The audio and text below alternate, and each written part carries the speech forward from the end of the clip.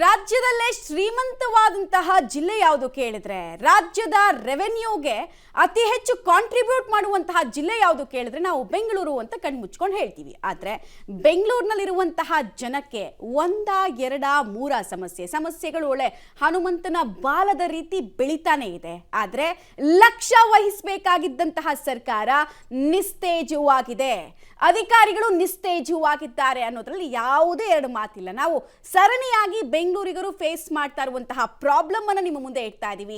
Reality check ಮೂಲಕ ಇದನ್ನ ಸರಿಪಡಿಸೋದು ಯಾವಾಗ ಅಂತ ಅಧಿಕಾರಯುತವಾಗಿ ಕೇಳ್ತಾ ಇದೀವಿ. ಸೊ ಪ್ರಾಬ್ಲಮ್ಸ್ ನೋಡೋದಕ್ಕೂ ಮುಂಚೆ ಬ್ರ್ಯಾಂಡ್ ಬೆಂಗಳೂರು ಅಲ್ಲ, ಇದು ಬ್ಯಾಡ್ ಬೆಂಗಳೂರು ಅಂತ ಜನ ಮಾತಾಡ್ತಾ ಇದ್ದಾರೆ. ಗುಂಡಿ ದರ್ಬಾರು, ಕಿತ್ತೋಗಿರೋ ಫುಟ್ಪಾತು, ಟೆರರ್ ಟ್ರಾಫಿಕ್, ಬೆಂಗಳೂರಿಗರ ಸಂಕಷ್ಟಕ್ಕೆ ಮುಕ್ತಿ ಅನ್ನೋದು ಇಲ್ಲವೇ ಇಲ್ವಾ? ಹಾಗಾದ್ರೆ ಟ್ಯಾಕ್ಸ್ ಕಟ್ಟೋದು ಮಾತ್ರ ಬೆಂಗಳೂರಿಗರ ಕೆಲಸ. ನಾನು ಆಗ್ಲೇ ಹೇಳ್ತಿದ್ದಲ್ಲ, ರಿಚೆಸ್ಟ್ ಡಿಸ್ಟ್ರಿಕ್ಟ್ ಯಾವ್ದಪ್ಪ ಅಂತ ಕೇಳಿದ್ರೆ, ರೆವೆನ್ಯೂ ಕಾಂಟ್ರಿಬ್ಯೂಷನ್ ಅಲ್ಲಿ ಯಾರ್ದಪ್ಪ ಸಿಂಹಪಾಲು ಕೇಳಿದ್ರೆ ಬೆಂಗಳೂರು ಅಂತ ಅಂತೀವಿ. ಬಟ್ ಬೆಂಗಳೂರಿನ ಜನಕ್ಕೆ ಮೂಲಭೂತ ಸೌಕರ್ಯಗಳ ಕೊರತೆ ಎಷ್ಟು ಮಟ್ಟಿಗೆ ರಾರಾಜಿಸ್ತಾ ಇದೆ ಅನ್ನೋದನ್ನ ಕೂಡ ನಿಮಗೆ ಹೇಳ್ಬೇಕಲ್ವಾ. ಯಾವುದೇ ರಸ್ತೆ ನೋಡಿ ಅಲ್ಲಿ ಗುಂಡಿಗಳು ಫಿಕ್ಸು. ಬೆಂಗಳೂರಿನ ದೊಡ್ಡವರು ಓಡಾಡುವಂತಹ ಕೆಲ ಏರಿಯಾಗಳು ಬಿಟ್ರೆ ಇನ್ಯಾವ ಏರಿಯಾಗಳು ಕೂಡ ಚೆನ್ನಾಗಿಲ್ಲ. ಇನ್ಯಾವ ಏರಿಯಾದ ರಸ್ತೆಗಳು ಕೂಡ ಗಟ್ಟುಮುಟ್ಟಾಗಿಲ್ಲ.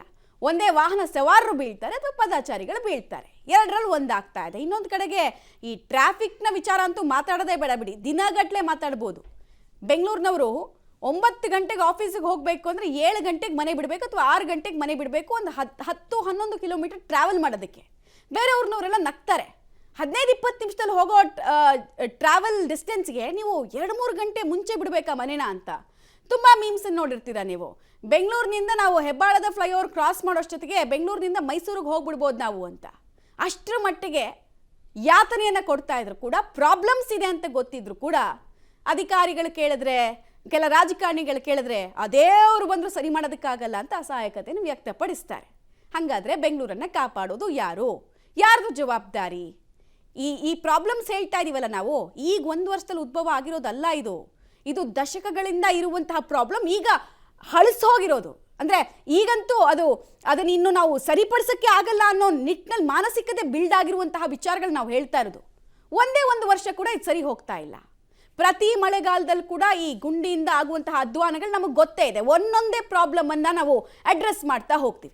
1 ಇಯರ್ 2 ಇಯರ್ 3 ಇಯರ್ ಈ ಬೆಂಗಳೂರಿನ ಮೇಲ್ಗಡೆ ಇರೋಂಥ ಭಗವಂತ ಕೆಳಗಡೆ ನಡೆದಾಡಿದ್ರು ಏನು ಮಾಡ್ಲಿಕ್ಕೆ ಸಾಧ್ಯ ಆಗುದಿಲ್ಲ. ವಿತಿನ್ 1 ಇಯರ್ 2 ಇಯರ್ 3 ಇಯರ್ ಈ ಬೆಂಗಳೂರಿನ ಮೇಲ್ಗಡೆ ಇರೋಂಥ ಭಗವಂತ ಕೆಳಗಡೆ ನಡೆದಾಡಿದ್ರು ಏನು ಮಾಡ್ಲಿಕ್ಕೆ ಸಾಧ್ಯ ಆಗುದಿಲ್ಲ. ವಿತಿನ್ 1 ಇಯರ್ 2 ಇಯರ್ 3 ಇಯರ್ ಈ ಬೆಂಗಳೂರಿನ ಮೇಲ್ಗಡೆ ಇರೋಂಥ ಭಗವಂತ ಕೆಳಗಡೆ ನಡೆದಾಡಿದ್ರು ಏನು ಮಾಡ್ಲಿಕ್ಕೆ ಸಾಧ್ಯ ಆಗುದಿಲ್ಲ. ವಿತಿನ್ 1 ಇಯರ್ 2 ಇಯರ್ 3 ಇಯರ್ ಈ ಬೆಂಗಳೂರಿನ ಮೇಲ್ಗಡೆ ಇರೋಂಥ ಭಗವಂತ ಕೆಳಗಡೆ ನಡೆದಾಡಿದ್ರು ಏನು ಮಾಡ್ಲಿಕ್ಕೆ ಸಾಧ್ಯ ಆಗುದಿಲ್ಲ. ವಿತಿನ್ 1 ಇಯರ್ 2 ಇಯರ್ 3 ಇಯರ್ ಈ ಬೆಂಗಳೂರಿನ ಮೇಲ್ಗಡೆ ಇರೋಂಥ ಭಗವಂತ ಕೆಳಗಡೆ ನಡೆದಾಡಿದ್ರು ಏನು ಮಾಡ್ಲಿಕ್ಕೆ ಸಾಧ್ಯ ಆಗುದಿಲ್ಲ. ವಿತಿನ್ 1 ಇಯರ್ 2 ಇಯರ್ 3 ಇಯರ್ ಈ ಬೆಂಗಳೂರಿನ ಮೇಲ್ಗಡೆ ಇರೋಂಥ ಭಗವಂತ ಕೆಳಗಡೆ ನಡೆದಾಡು. ನೋಡಿದ್ರಲ್ಲ, ಬೆಂಗಳೂರನ್ನ ಅಭಿವೃದ್ಧಿ ಮಾಡ್ತೀನಿ ಅಂತ ಖಾತೆಯ ಜವಾಬ್ದಾರಿ ನಿರ್ವಹಿಸಿಕೊಂಡಂತಹ ಸಚಿವರ ಬಾಯಲ್ಲಿ ಉದುರಿದಂತಹ ಅಣಿಮುತ್ತುಗಳು ಇವರೇ ಅಲ್ವಾ? ಬೊಮ್ಮಾಯಿ ಸರ್ಕಾರ ಇದ್ದಾಗ ಯಾವ್ಯಾವ ಶಬ್ದಗಳನ್ನ ಉಪಯೋಗಿಸ್ತಾ ಇದ್ರು, ಏನ್ ದಿನಕ್ಕೊಂದು ಹಂಗಾಮ ಮಾಡಿ ಬಿಜೆಪಿ ಸರ್ಕಾರವನ್ನು ಇಕ್ಕಟ್ಟಕ್ಕೆ ಸಿಲುಕಿಸ್ತಾ ಇದ್ದವರು ಇವರೇ ಅಲ್ವಾ?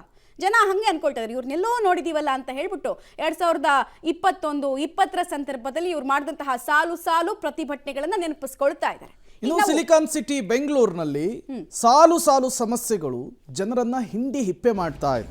ಅದರಲ್ಲೂ ಪ್ರಮುಖವಾಗಿ ಬೆಂಗಳೂರಿನ ರೋಡ್ಗಳಲ್ಲಿ ಗುಂಡಿ ಗಂಡಾಂತರವನ್ನೇ ಸೃಷ್ಟಿ ಮಾಡ್ತಾ ಇದೆ. ಹಲವು ರಸ್ತೆಗಳಲ್ಲಿ ಬಾಯಿ ತೆರೆದು ಕುಳಿತಿದ್ದಾವೆ ಗುಂಡಿಗಳು. ಗುಂಡಿ ಬಿದ್ದು 3-4 ತಿಂಗಳಾದರೂ ಕೂಡ BBMP ಮುಚ್ಚುವಂತಹ ಕೆಲಸಕ್ಕೆ ಮುಂದಾಗಿಲ್ಲ. MS Palya circle to Hesaraghatta ದಾರಿ ಸಂಪೂರ್ಣವಾಗಿ ಗುಂಡಿಮಯವಾಗಿದೆ. BL ಸರ್ಕಲ್ನ ಸಿಗ್ನಲ್ಗಳಲ್ಲಿ ಗುಂಡಿಗಳದ್ದೇ ದರ್ಬಾರ್. Public TV mega reality check ಅನ್ನು ನಡೆಸಿದೆ. ಬೆಂಗಳೂರಿನಲ್ಲಿ ಅಭಿವೃದ್ಧಿ ಹೇಗಿದೆ, ಬೆಂಗಳೂರಿನಲ್ಲಿ ಸದ್ಯದ ಪರಿಸ್ಥಿತಿ ಹೇಗಿದೆ, ಬೆಂಗಳೂರಿನ ರೋಡ್ಗಳ ಪರಿಸ್ಥಿತಿ ಹೇಗಿದೆ ಅಂಥೇಳಿ ವಿವರಿಸುವಂತಹ ಕೆಲಸವನ್ನು ಮಾಡ್ತಾ ಇದೆ. ರಾಜ್ಯದಲ್ಲಿ ಕಾಂಗ್ರೆಸ್ ಅಧಿಕಾರದ ಗದ್ದುಗೆಯನ್ನು ಹಿಡಿದು 2 ವರ್ಷ ಕಂಪ್ಲೀಟ್ ಆಗಿರುವಂಥದ್ದು. DCM DK ಶಿವಕುಮಾರ್ ಬ್ರ್ಯಾಂಡ್ ಬೆಂಗಳೂರನ್ನು ಮಾಡ್ತೀನಿ ಅಂಥೇಳಿ ಕಲ್ಲರ್ ಕನಸನ್ನು ಬೆಂಗಳೂರಿನ ಜನರಲ್ಲಿ ಬಿತ್ತುವಂತಹ ಕೆಲಸವನ್ನು ಮಾಡಿದರು. ಅದು ಕೇವಲ ಕನಸಾಗಿಯೇ ಉಳಿದಿದೆ ಅನ್ನೋದು ಪಬ್ಲಿಕ್ ಟಿವಿಯ ಅಭಿಯಾನದ ಮೂಲಕ ಗೊತ್ತಾಗ್ತಾ ಇದೆ. ಜನ ಹಿಡಿ ಶಾಪ ಹಾಕ್ತಾ ಇದ್ದಾರೆ. ನಮಗೆ ಯಾವ ಬ್ರ್ಯಾಂಡ್ ಬೆಂಗಳೂರು ಬೇಡ ಸ್ವಾಮಿ, ಇರೋ ಬೆಂಗಳೂರನ್ನೇ ಉಳಿಸ್ಕೊಡಿ ಅಂಥೇಳಿ ಕೈ ಮುಗಿಯುವಂತಹ ಪರಿಸ್ಥಿತಿಗೆ ಪಾಪ ಬೆಂಗಳೂರಿನ ಜನ ಬಂದುಬಿಟ್ಟಿದ್ದಾರೆ. ಸದಾ ಬ್ರ್ಯಾಂಡ್ ಬೆಂಗಳೂರು ಜಪವನ್ನ ಮಾಡ್ತಕ್ಕಂತಹ DCM ಅವರೇ ಬೆಂಗಳೂರಿನ ರೋಡ್ಗಳ ಬಗ್ಗೆ ಅಸಹಾಯಕತೆಯನ್ನು ತೋಡ್ಕೊಂಡಿದ್ದಾರೆ. ಇನ್ನೂ 2-3 ವರ್ಷ ಭಗವಂತನೇ ಕೆಳಗೆ ಬಂದರೂ ಕೂಡ ಬೆಂಗಳೂರು ರಸ್ತೆನ ಅಭಿವೃದ್ಧಿ ಮಾಡೋಕ್ಕೆ ಆಗಲ್ಲ ಎನ್ನುವಂಥ ಮಾತುಗಳನ್ನ ಹೇಳಿದ್ದಾರೆ. ನಾನಿವತ್ತು ಅದರ ಕುರಿತಾಗಿರ್ತಕ್ಕಂಥ ರಿಯಾಲಿಟಿ ಚೆಕ್ಕನ್ನು ಕೂಡ ನಡೆಸ್ತಾ ಇದ್ದೇನೆ. ನಾನಿವತ್ತು MS ಪಾಳ್ಯ ಸರ್ಕಲ್ನಿಂದ ಹೆಸರುಘಟ್ಟಕ್ಕೆ ಹೋಗ್ತಕ್ಕಂತಹ ಮುಖ್ಯ ರಸ್ತೆಯ ಬಳಿ ಇದ್ದೇನೆ. ನೋಡಬಹುದಾಗಿದೆ ಯಾವ ರೀತಿ ಇಲ್ಲಿ ರಸ್ತೆ ಇದೆ ಎನ್ನುವಂಥ ದೃಶ್ಯಗಳನ್ನ ಕೂಡ ತೋರಿಸ್ತಾ ಹೋಗ್ತೇನೆ. ಸುಮಾರು 1-2 ಅಡಿಯಷ್ಟು ಆಳದಲ್ಲಿಯೂ ಕೂಡ ಇಲ್ಲಿ ಗುಂಡಿ ಬಿದ್ದಿರ್ತಕ್ಕಂತಹ ದೃಶ್ಯಗಳನ್ನ ಕೂಡ ಕಾಣಬಹುದಾಗಿದೆ. ಜೊತೆಗೆ ಇಲ್ಲಿ ಒಬ್ಬ ವಾಹನ ಸವಾರರು ಕೂಡ ಇಡೀ ಒಂದು ಗುಂಡಿಯಲ್ಲಿ ಬಿತ್ತಕ್ಕಂತಹ ದೃಶ್ಯಗಳನ್ನ ಕೂಡ ನೋಡಿದ್ರಿ. ಇಲ್ಲಿರ್ತಕ್ಕಂತಹ ವಾಹನ ಸವಾರನ್ನೇ ಮಾತನಾಡ್ತಾ ಹೋಗ್ತೇನೆ. ಸರ್, ಏನು ಹೇಳ್ತೀರಾ? ಎಷ್ಟು ದಿನದಿಂದ ಈ ಗುಂಡಿ ನೋಡಿದ್ದೀವಿ? 4 ತಿಂಗಳಿಂದ ಹಿಂದೆ ಇದೆ. ಫುಲ್ ಬೇಜಾರು. ನಮ್ಮ ಥರ ಬೇಜಾರು ಜನ ರಾತ್ರಿ ಇದು ದಿನಲ್ಲಿ ಕಾಣಿಸುತ್ತೆ, ಬಟ್ ನೈಟು ಎಷ್ಟೊಂದು ಜನ ಬಿದ್ದು ಗಾಯ ಅಲ್ಲಿಗೆ ಎಲ್ಲ ಬೇಜಾರಾಗಿಬಿಟ್ಟಿದ್ದೀವಿ ಮೇಡಮ್. ಅದು ರೆಡಿ ಮಾಡ್ಸೋಕ್ಕೆ ಎಷ್ಟೊಂದು ದಿವಸ ಹೇಳ್ತಿದ್ದಾರೆ, ಬಟ್ ರೆಡಿ ಮಾಡಿಸಿಲ್ಲ ಅದು. ಸರ್, ಇವಾಗ DCM ಅವರೇ ಹೇಳ್ತಾ ಇದ್ದಾರೆ ರಸ್ತೆ ಗುಂಡಿ ಮಾಡೋಕ್ಕೆ ಬೆಂಗಳೂರು ಸರಿ ಮಾಡಿಸೋಕ್ಕಾಗಲ್ಲ ಎನ್ನುವಂಥ ಮಾತುಗಳನ್ನ ಹೇಳ್ತಾ ಇದ್ದಾರೆ. ಇವ್ರಿಗೆ ಅಧಿಕಾರ ಯಾಕೆ ಬೇಕು ಸರ್? ಇಲ್ಲ, ಕರೆಕ್ಟೇ ಮೇಡಮ್. ತುಂಬ ಕಷ್ಟ ಆಗ್ತಾಯಿತ್ತು.